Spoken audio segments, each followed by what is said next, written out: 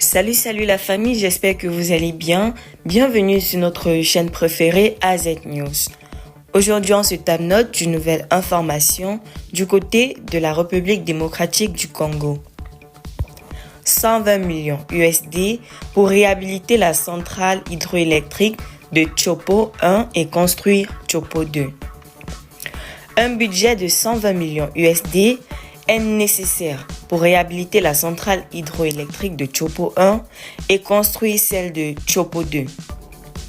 Ont rapporté les participants à une réunion présidée par le ministre de la Justice abordant la problématique d'approvisionnement électrique de la ville de Kisangani dans la province de Tshopo.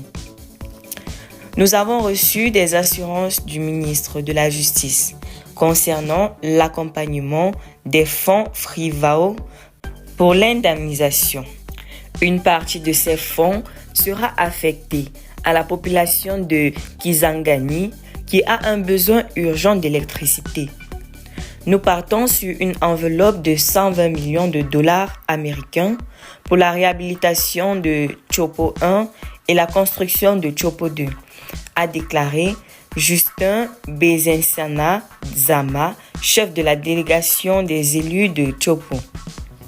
Selon le député Nzama, cité par l'ACP, ce fonds ne proviendra pas uniquement de FRIVAO, mais également de la possibilité de mettre en place des partenariats publics-privés pour mobiliser des ressources supplémentaires afin d'assurer l'approvisionnement électrique tant pour Tshopo 1 que pour Tshopo 2.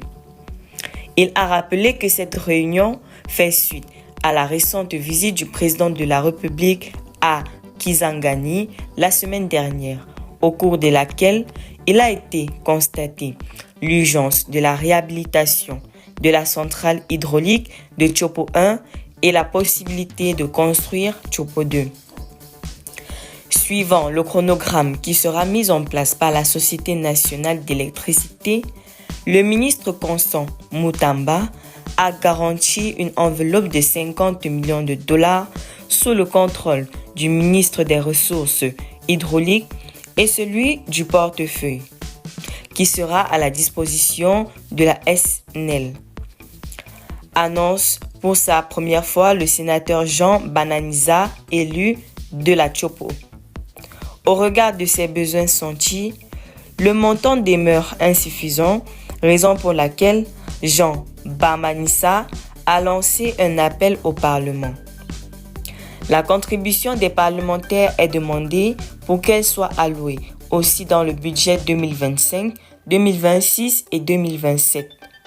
La subvention du gouvernement pour terminer ce financement sera complétée par un partenariat, puisqu'il a été proposé une société de suggestion de projets qui sera mise en place entre la SNEL et un partenaire pour la finalisation des travaux et la gestion de cette production électrique dans la ville de Kisangani.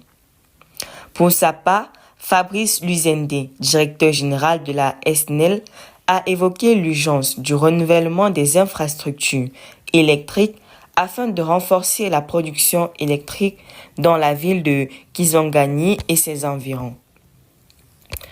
Restez toujours courtois en commentaire et respectez les règles de communauté. N'hésitez pas de liker la vidéo, de la partager et surtout de vous abonner